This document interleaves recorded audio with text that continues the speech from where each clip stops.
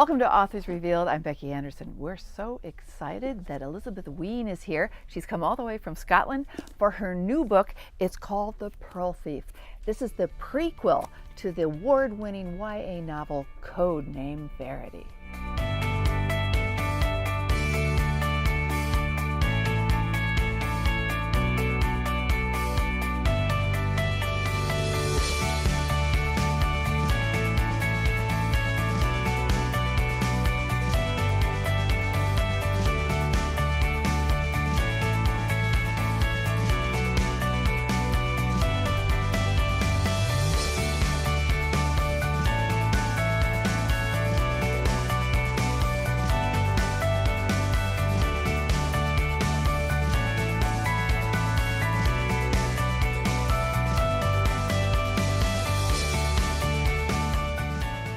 Elizabeth, welcome to Anderson's in Naperville. I am so excited you are here with this book especially. Thank you. So, The Pearl Thief, it's only been out literally here in the States for 2 days, really. It was out on the 2nd and today is May 4th. Yes, and actually it's having its book birthday in the UK today. Oh, great. So it's simultaneous release. Yeah, oh my gosh, that's pretty much very close. Mm-hmm. So this book, and I'm going to tell you, I was thrilled when I saw that this was a prequel. I did that little squeal, you know, when you see a book that you're so excited about. But I want to know what are some of your readers who love Codename Verity and knowing that they have this prequel to learn about one of their most favorite characters ever, to know what her life was when she was a teenager herself and know the kind of woman that she became.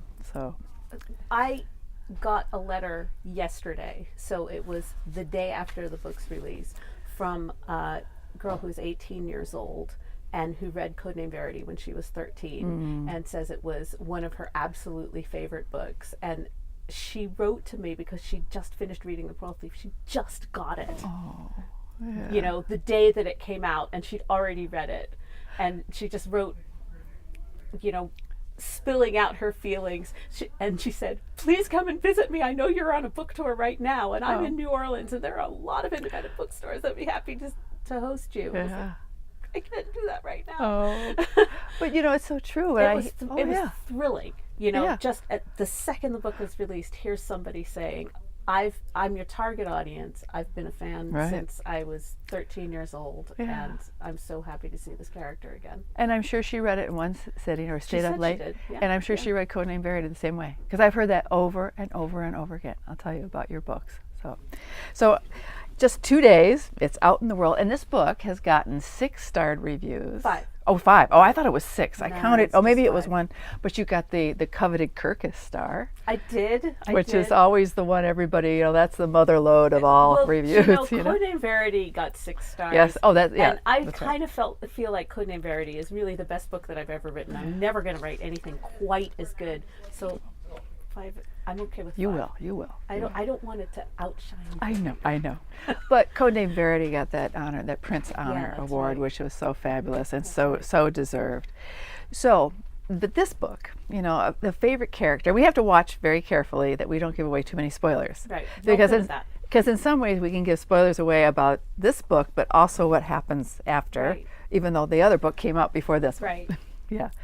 So what I would like to know, how did you decide, how do you go back when you've written about a character like Julia, and as an adult, as a woman who, you know, basically she's a spy, but she's a pilot, she's all these incredible things, but to write about her as she's a 15-year-old and knowing what's happening in her life, what will make her the person she is, this sort of coming of age story. So how do you go back in time on a character that you knew so well? And then also too, I want to know, did you really miss her and you really wanted to write more about her? I did really miss her, and I did want to write more about her. And the other thing that made me want to go back to Julie is that she was so easy for me to write. Her voice just really, really came naturally to me. So I wanted to kind of tap into that again. But as far as getting into the mindset of her at an earlier age, I don't think I can tell you that, because I don't really think I know. You know, there was not anything specific that I did. There wasn't any craft that I applied to it to make that happen. It was more like tapping into my head as a 15-year-old. Right, okay. Or almost 16-year-old. And actually, whenever I see it says, Julie is 15 in the summer of 1938, I think she'd be so mad at you if you know, she saw that you were saying she was 15. She's 16. Yeah, She thinks of herself as 16 already throughout that right, entire summer. Right. And you know what I love about her character in this book? She has that snarkiness that we talk about today about teens and people who have character, but she has such wit.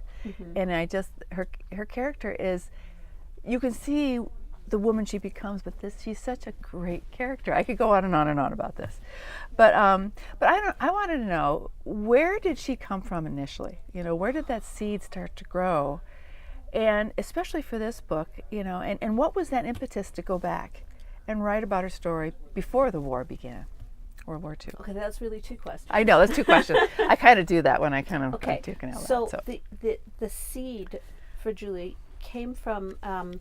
My book group read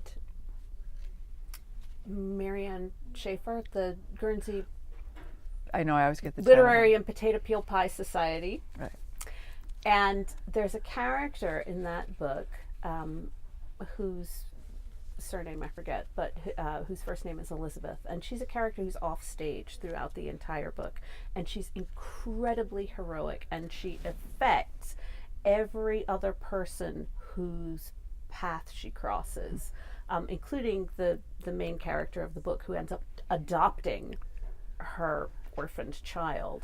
Yeah. And this character, in the middle of the book, and everybody loves her, including you, the reader, and in the middle of this book, I just kind of threw my hands up in despair and thought, why are we made to empathize with these characters that we have no hope of ever living up to their standards? You know, it's just so unfair that the ones we like best are just so heroic and so good and so selfless and so competent, you know. And I thought, why doesn't anybody ever make up a character who's a coward? And I thought, you know, I should do that. It would be kind of cool if you did that. You could make up a character who was a coward, but you could make them sympathetic. Why? I could write a story about somebody who falls apart under pressure. And because I had been, at the time, I was really kicking around ideas about a World War II story because I'd been asked to. I thought, I know, it could be somebody who gives up under torture and has to write a confession, and the book could be her confession. And then I thought, oh, this is a great idea. I'm going to do this. So I set out to do this, right? I had nothing else that I knew about this character except that she'd collapsed under pressure and was writing her confession. And I made her, as I was writing, I made her I made her an aristocrat because I wanted her to be educated, because that was easier for me. That was just a you know, sort of straightforward, I won't have such a hard time doing this if I can throw in a literary reference or two. And I made her Scottish because she was an aristocrat, and I know nothing about the English aristocracy, and I know a tiny bit about the Scottish aristocracy because I live in Scotland. And so that was kind of where her character came from, and she developed as I was writing the book. So instead of, you know, you didn't have her whole persona written out or outlined or anything. So basically she took you where she was going, like she does us. Yeah, she does. And the journey that you are taken on in Codename Verity is exactly the journey I had as a writer. So that little by little it was revealed to me that she maybe wasn't as much of a coward as I thought she was. Well, I love that when I hear authors tell that, because that is so cool, the way you're it's sort of like living what you did as a writer, which is so wonderful. Oh, so then the other part of that question was, why did I end up going back to her? And it was because I really wanted to write a mystery, and I've always wanted to write a mystery. And I have, in fact, you know, sort of written things that were like mysteries. And Codename Verity also won the Edgar in the year after it was published. And I, of course, didn't think of it as a mystery as I was writing it. And I have another book, The Sunbird, that was also nominated for an Edgar. And I, you know, it's just kind of like, it's there in my ambition. And I thought, right, that would be fun to try for my next book. And I would love to make it be a sort of, homage to the 1930s classic mystery novels. Yeah, right. And I thought, well, Julie was a teenager in the 1930s, and it could be YA, and you could use her as your narrator, and you could set it in the place where you live, and it would be really fun to write. Right, So that's why I went there. Yeah, well, we're so happy you did. So this book, basically it starts off with Julia Beaufort, Stuart coming back from boarding school in Paris, and she's coming back to her grandfather's estate, and it's Pershore, right? Yeah, and he has passed away, but in the mystery, we don't want to give too much away in this, but she has been hit on the head and wakes up in a hospital and has no idea the memory of who did it or what's going on. So it basically that's how the mystery starts. But there's so many other parts to this story that make it so interesting.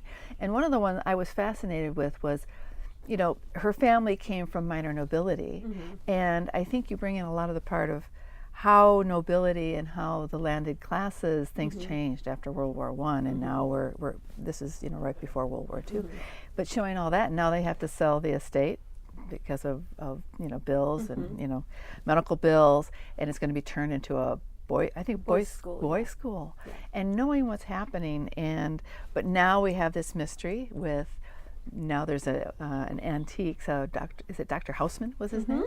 And he has disappeared. So we have that, and I don't want to give away too much, but he has disappeared, but also too, so has some of the pearls of the family. And she and her grandfather used to go for the mussels and find these beautiful pearls.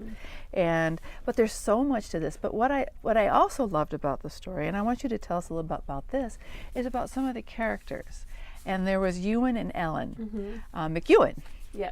And tell us about them, because you always have such great supporting characters in your book, because they're not just people who appear, they're totally fleshed out. But they're fascinating, and I love the story, and I want to know about the travelers or the tinkers in Scotland. I first heard about them when I was in grad school as a folklore. I say as a folklorist, as though I already were one, but I was in the folklore department of the University of Pennsylvania, and one of my professors there, Kenny Goldstein, had done a lot of collecting among the traveler population in Scotland in the 1950s.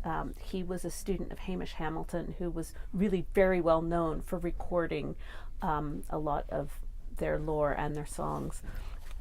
And I think my course was British folklore, and Kenny got up and sang Celtic mouth music for us and just told us about these people who are the Highland travelers, are actually indigenous to Scotland. They trace their roots back, as far back as anybody who's living there now.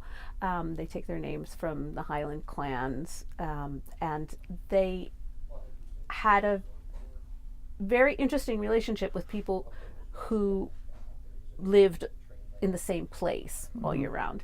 So the travelers would help work the crops. They were thinned the turnips. They were very involved in the fruit picking.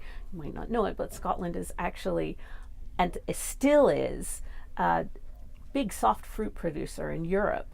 When we moved there, they actually produced the most soft fruit, so that's like strawberries, all kinds of berries, strawberries, blackberries, raspberries, of any place in Europe.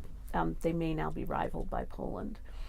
And this was, this was an important source of work for that kind of thing. And they also provided like small household goods like pins and needles and pot scrubbers and stuff like that. And of course, in those days, we couldn't just drive down to the store and get these things when you wanted them.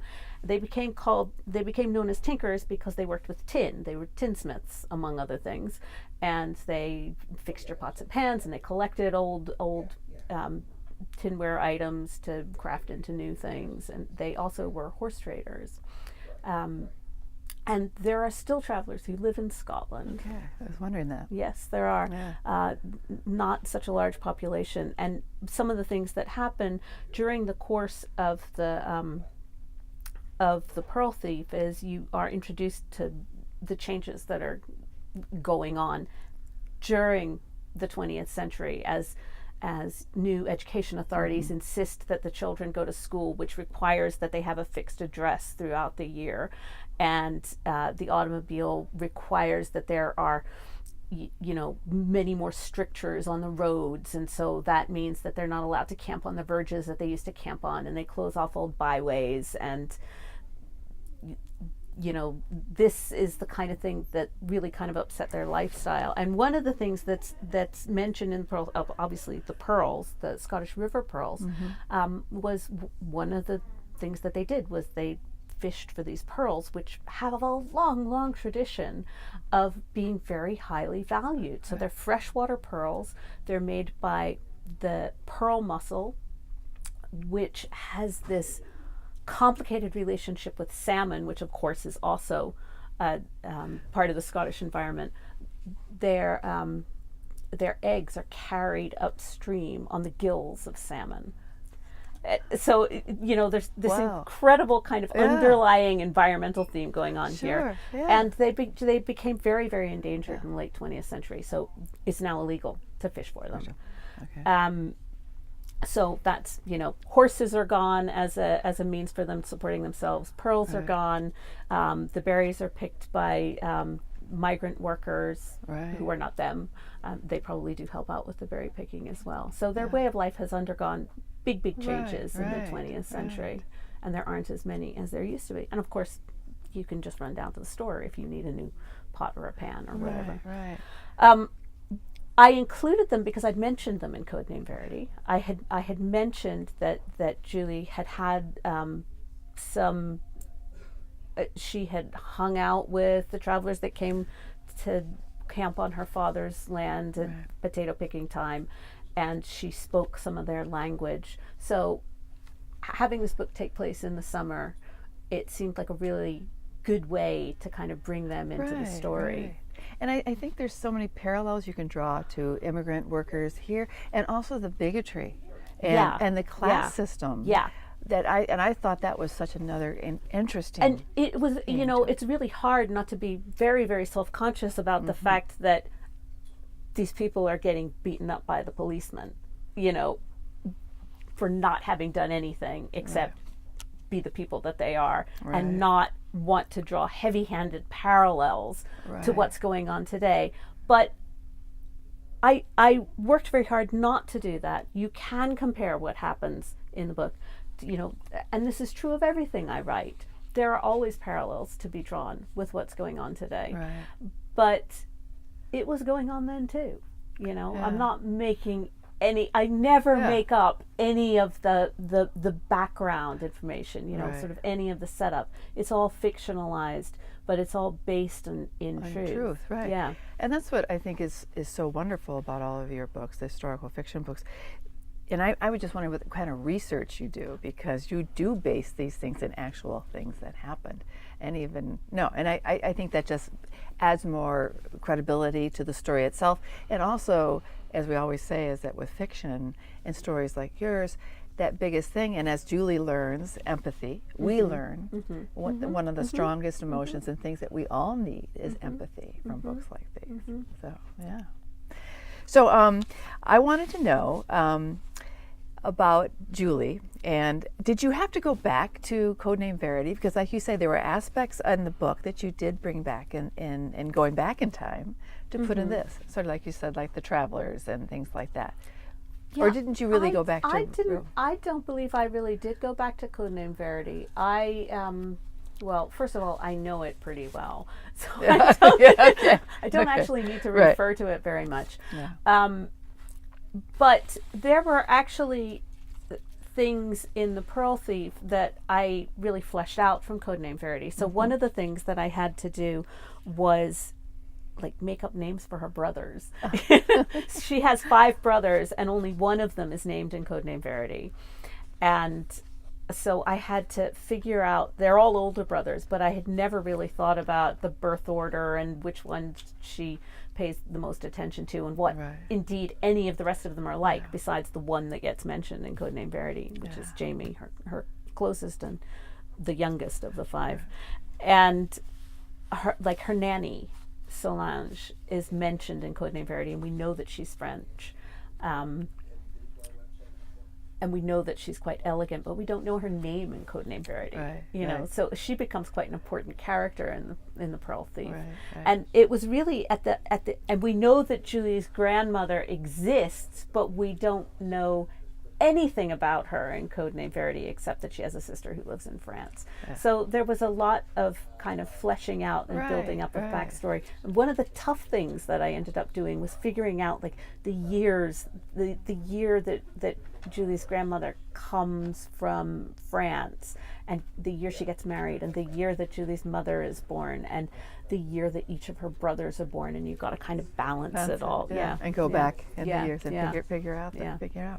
So you know the great thing about this, and sort of like with Codename Verity, you know, it's adventure, it's suspense, but in this one you have a little bit of Agatha Christie, maybe throw in a little Outlander in there. That's right. I've already told people it's Outlander. A little light. Outlander in there, and then you have a Nancy Drew in the making there, but she's a lot more than a Nancy Drew in my opinion. But I think those elements, and like I said, we got to be careful with no spoilers here. Right. But I did like the little Outlander part thrown in there. That was fabulous.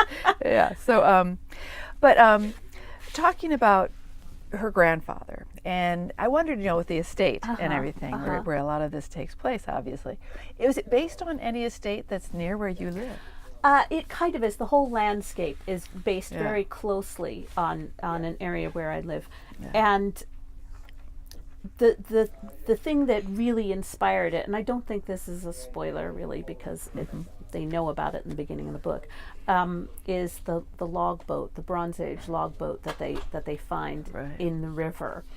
And that is a real thing that was excavated close by where we live, in the sort of the real landscape that I overlaid the fictional landscape on. And that was an excavation that took place in 2006 and was really, really cool to see as it was going on. And then they displayed the log boat in the Perth Museum. And it was seeing that really kind of got me fired up to think about it more and write about it more. The estate itself, I just kind of picked different bits of things that I like. The Strathallan School was kind of the inspiration for the house that was sold and turned into the school, and it's not far from us. But none of this stuff is all in the same place. Right. And I was telling a friend of mine, my next door neighbor, in fact, about the book that I was writing and where it was set, and she said, "Oh, you've got to include Elcho Castle in it." And I thought, oh my goodness, you're right. I haven't got Elcho Castle there. So that was the castle that turned into Aberfern Castle, the ruined castle. So just kind of threw everything in. It was really fun. But what the selling of the estate and the losing of the childhood summer home, that is all actually based on what was going on in my life at the time. And the happy ending to my story is that we didn't actually have to sell our summer home, or at least we haven't had to sell it yet. But my own grandmother, who raised me, died a couple of years ago, and while I was writing this book, me and my aunts were working out, you know, what we were going to do with her estate and going through her stuff.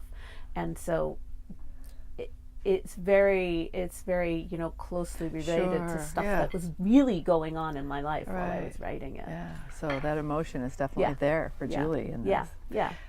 So the humor in this, because I love the Scottish slang and some of the Scottish language you threw in. So, you know, and a lot of them, we hear a lot this because of Scotland has become. That's right. Thank you, Diana Gabaldon. Yeah, right, Diana Gabaldon. Thank you. But a lot of other things too. But those phrases that they use, how many are still used in regular everyday speech? Everything that they say is stuff that people say all the time. And when I first moved up there in the year 2000, people would say things, and I would have no idea what it meant. So, like, they call a slide on a playground a shoot. And people would say, "Oh, does your wee girl want a shot on the shoot?" And I would have no idea what they meant. They meant, does she want to turn on the slide, you know? Right, right. And so stuff like that all the time. And the funniest one was when I had a bunch of, my son was born in Scotland, and so I had a lot of people who had babies at the same time as me. We would take turns going over to other people's houses. And one day they were all gathered at my house, and I asked this woman if she would like a drink, and she said, "Oh, I'll just have some diluting juice." And I was, "You what? Diluting juice?" Diluting juice. Diluting juice. She had to say it like 5 times. Diluting juice. Okay, now juice in Scottish, and you have to know this in order to have a clue what she's talking about. Juice is any kind of drink, any kind of soft drink, any kind of soft drink. Okay. Even iron brew. Yes. That's juice? That's juice. Okay. Yeah, iron brew is juice. Yeah. In fact, one of the funniest signs I ever saw was a sign that said, it was in a like a deli, and it was a handwritten sign, and there were 5 cans standing there, and one was like Coke, and one was Sprite, and one was iron brew, and the handwritten sign said cans of juice. So and diluting is like cordial, which is actually very common. So they're kind of fruit. Instead of a fruit drink, instead of Kool-Aid, you'll buy a bottle of, you know, like the whatever fruit flavor cordial, and then you pour a little bit in, and then you add water to dilute it. So that's diluting juice. She just meant give me orange juice, basically. Do you remember your earliest recollection of wanting to be a writer? And do you remember what that first thing you wrote that you were proud of? Yeah. Those are 2 different questions as well. Okay.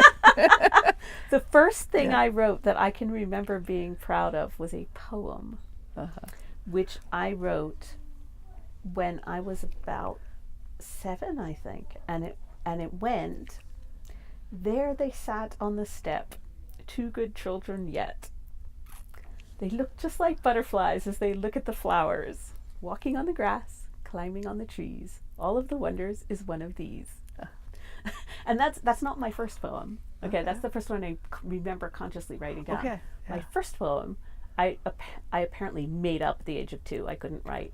And my kids quote this all the time. Oh, this is good. And this actually exemplifies everything I've written since. And it can quite easily be applied to The Pearl Thief as well. Okay? Okay. There used to be a barn. There used to be a farm. Now there is nothing but a big pile of dirt. That's great. 2 years old. 2 years old. Oh my gosh. That's wonderful. That existentialist. Yes, that's right. There's a lot of meaning to that. Yeah. Okay. Right.